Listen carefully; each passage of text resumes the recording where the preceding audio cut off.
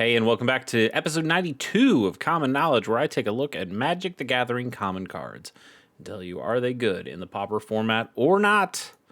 We will start with our first card, which is Rooftop Nuisance. For 2 and a blue, you get a sorcery that has Casualty 1, so as you cast this spell, you may sacrifice a creature with power 1 or greater.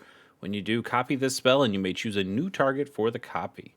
Tap target creature, it doesn't untap during its controller's next untap step, and you draw a card. I'm going to say pretty normal and kind of bad.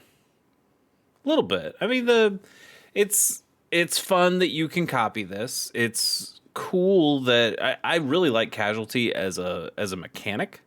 I think it's pretty cool for a lot of sacrifice style builds, and it's neat. It's neat, and I think this is an okay effect, tapping down creatures, and we haven't gotten stun counters yet in New Capenna, but they're coming. They're coming real soon. But you get the effect of that, and that's okay. All those stun counters you can proliferate, which is also a little bit more fun too when you get to do silly things like that. It does cantrip, and that's not terrible either, but this is 3 mana to tap down a creature and draw a card.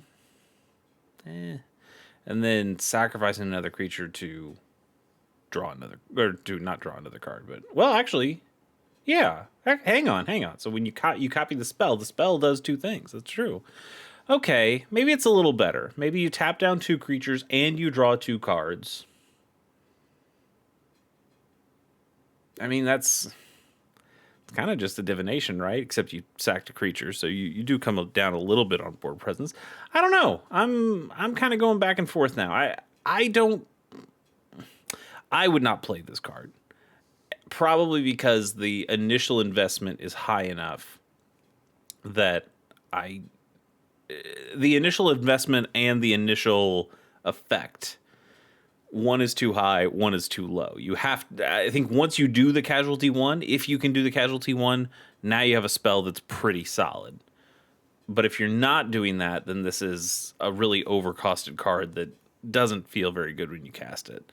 I think you could make it work. I think it just takes a lot of work to make it work. And we just have better cards. So let's go ahead and give this a 2.4. Yeah, 2.4. Next up is Burn Trail, originally from Shadowmoor. Burn Trail is 3 and a red for a sorcery that says Burn Trail deals 3 damage to any target, and it has Conspire. As you cast the spell, you may tap 2 untapped creatures you control that share a color with it, which is red. When you do, copy it, and you may choose a new target for the copy. Kind of interesting to have this back-to-back with a New Capenna card, a card that came, like 15, 16, 17 years later, something like that. But also, here's another sorcery that is a little overcosted. Doesn't feel great when you cast it plainly, vanilla.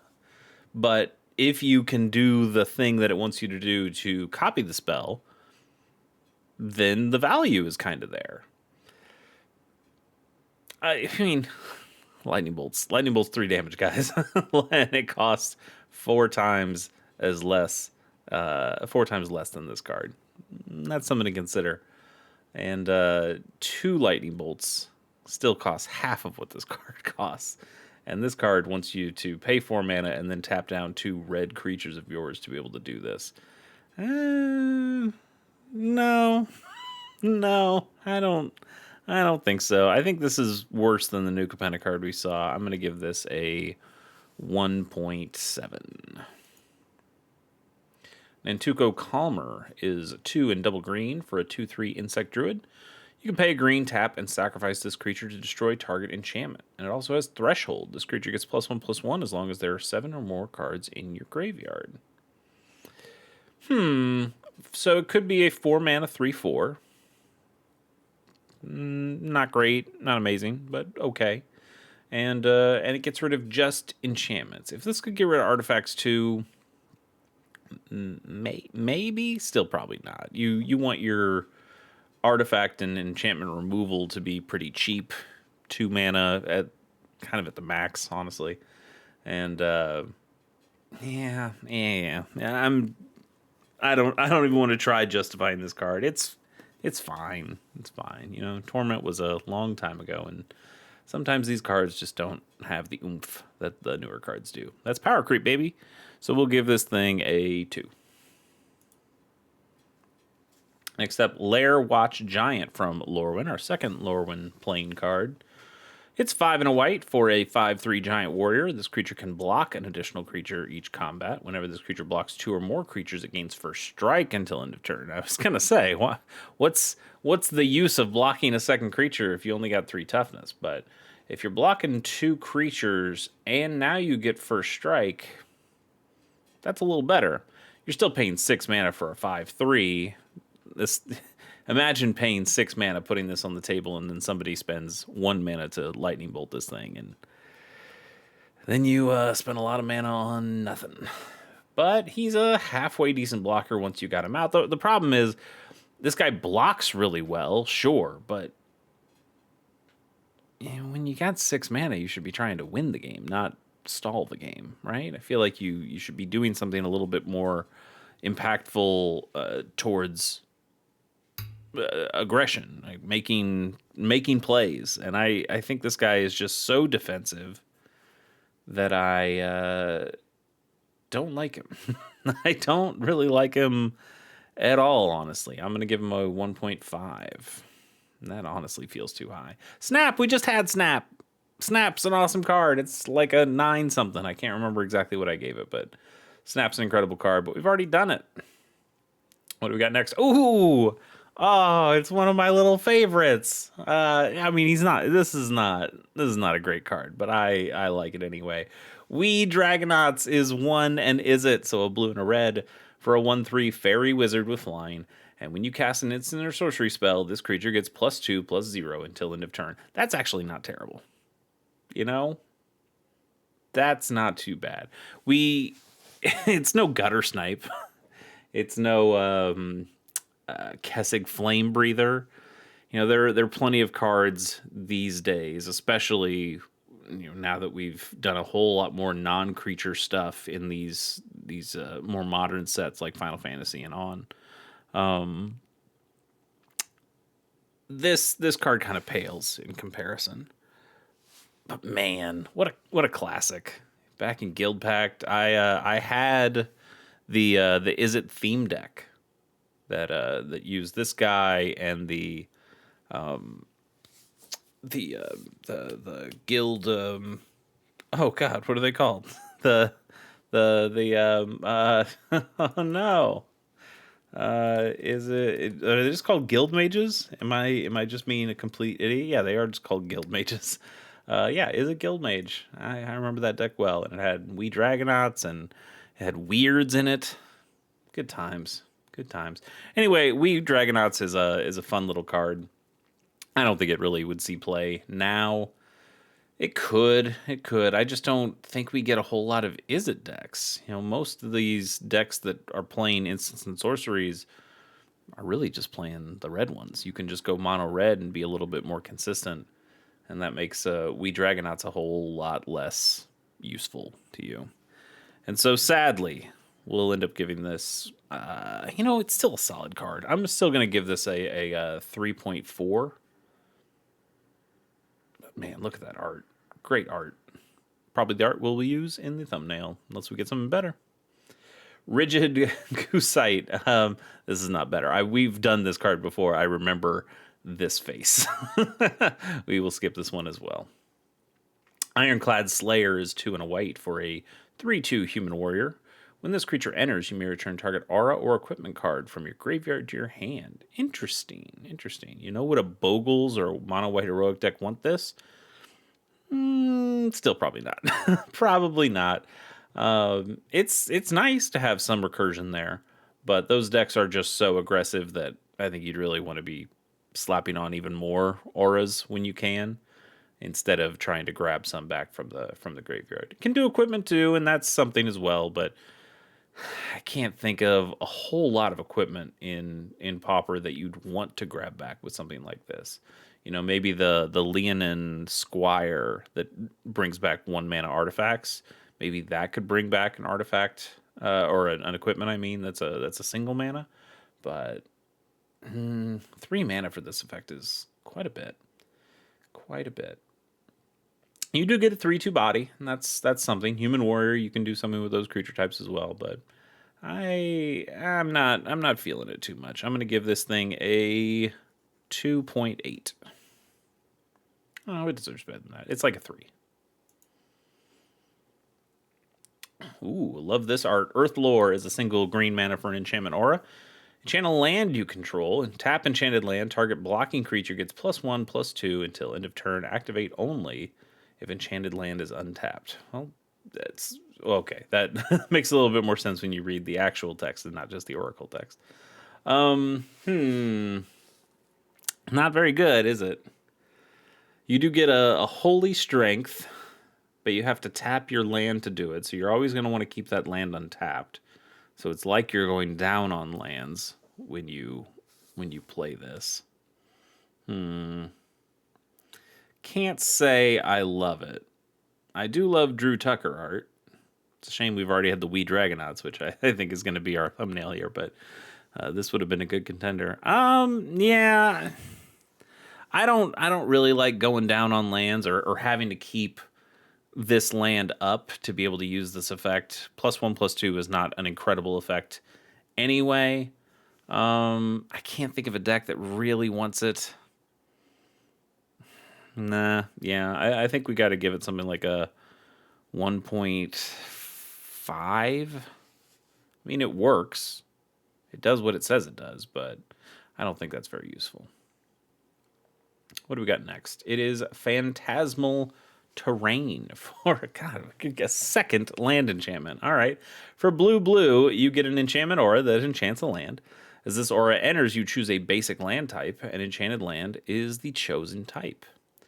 This could be interesting if you have some kind of deck that has a lot of probably Island Walk, I would imagine, because if you're in blue enough that you can spend double pips on this, you probably have some merfolky guys or some blue guys that have Island Walk. So you slap this on one of your opponent's lands, make it an island, and now you can swing in unfettered, which is nice, I guess, but you are spending a decent amount of mana and a decent amount of cards to do something like that. And if you don't have this card, what are the rest of your Island Walk guys doing? So I don't love it for that. You could put it on your own land, I guess, in a real pinch, and mana fix. But mana fixing for 2 blue, yeesh. It's pretty rough. It's pretty rough all the way around. Let's give this thing a 1.2 and keep on going. Oh, my heart. Oh, is this guy gonna get the thumbnail? No, I think it's still Wee Dragonauts, but I love this guy. Arcbound Bruiser, 5 whole mana for an artifact creature golem. It's a 0/0, but it's got modular 3, which means this creature enters with 3 +1/+1 counters on it. When it dies, you may put its +1/+1 counters on target artifact creature. I love the Arcbound guys. I have a commander deck that's all about looping Arcbound guys and putting their counters on another guy and making just giant dudes, and it's so fun. I love that deck so much. I don't really see this working in Pauper so much, especially this guy. This guy is a 5 mana 3/3, and sure, you could potentially put his counters on something else. These would go really well on a refurbished familiar if you were able to do that. But I think there are more efficient Arcbound creatures that you can play in Pauper, and I don't really know that Pauper's the best place for these cards. Yeah, I hate to do it to you, but I think we're gonna end up giving you a 2.1.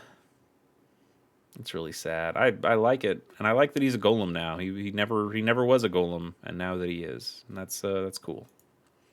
One of my favorite creature types in Magic. Massive Raid is 1 and double red for an instant. Massive Raid deals damage to any target equal to the number of creatures you control. Originally and only from Gatecrash. So red can go pretty wide. And if you do, this can take out a decent amount of stuff. The problem is that I think white goes wider than red most of the time. And white has Thraben Charm, which does this, but, well, this says any target. So you can do it to a player as well, and that's pretty good. That can be pretty good for some reach.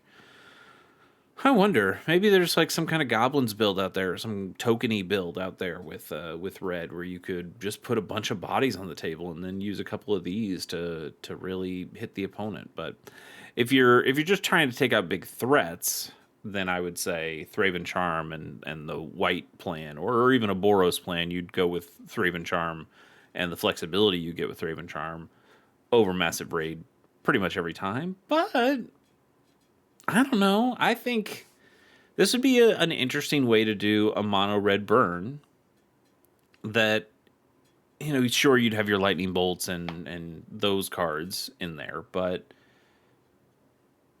if you do something a little bit more creature based than trying to go maybe like the mono red madness route where you're just really burning them out as quickly as you can, this gives you a strategy where you can put a bunch of creatures on the board and make aggressive pressure that way. But then you also have the chance of throwing out something like this and getting big chunk damage too. And that's kind of cool. Obviously not great if your opponent finds a board wipe to you, or something like a board wipe, like an Arms of Adar or something like that. But then this card becomes pretty bad. But I think if you can get to 5 damage with this thing, you have 5 creatures out and you play this. Yeah, I could see it. I think I'll give this a halfway decent score. Let's go ahead and give this a 4.2. And that should be the end, but I'm going to do one bonus card because I like doing bonus cards. Oh, we get Iron Giant. Nice. 7 mana for a 6/6 artifact creature demon. It's got vigilance and reach and trample. I used to play a couple copies of this, and it's not too old. It's from Final Fantasy. It's only a handful of sets ago, but I had a couple copies of this in my mono green Tron deck. It's Tron mana right there. one taps for 3, the other 2 tap for 2. That's 7 mana. You throw an Iron Giant out, and what are they going to do? It's a 6/6 with vigilance, reach, and trample. That stops a lot of stuff. That attacks pretty well. It's a solid creature. But I think there's slightly better creatures out there. And yes, it's nice that this is all colorless mana. But for the most part, there's just, do you spend the 1 extra mana and you go get the Ulamog's Crusher? Do you spend the 1 extra mana and you do the Maelstrom Colossus? Do you play enough green to be able to play Brambleworm or Annoyed Altasaur? There's just enough other cards that I think are better than this in most colors. In the colors that would be able to play this. If you're doing like a Gruul ramp thing, you're going to get those Cascade guys, the Annoyed Altasaur, the Maelstrom Colossus, the Boarding Party, and Iron Giant just doesn't fit in those plans. And so I eventually ended up taking out the copies of this that I had in there, but I still have a couple of copies hanging out, and maybe it'll find a place. I'll tell you what it's really good for. If you are playing Commander and you get like one of those kind of Odric creatures, or I think there's an Angel that does something similar to this as well, or there's the Urborg Scavengers, I think. And those all care about the keyword abilities on stuff. This guy gives you 3 keyword abilities right there. Oh, the dinosaur, Indoraptor. Indoraptor? Is that what it is, or is it the other one? Indoraptor. No, it's not this one. It's the other one. It's something Rex. There's too many Rexes out there, isn't there? Now I need to know. Indominus. That's what I'm thinking of. Indominus Rex. He gets all the stuff. You get counters if you get all these things, and you know what? He gets reach, trample, and vigilance. So if you have an Iron Giant, he works pretty well in the Indominus Rex build. Anyway, that's really all I wanted to say. That's more Commander than for Pauper, but you know, there it is. Thanks so much for joining me. Well, did I give this a score? I don't think I gave this a score. I'm going to give it a 2.9. I would like to give it more than that, but I don't think I honestly could. There's just better options. So with that, we'll see you next time. Bye.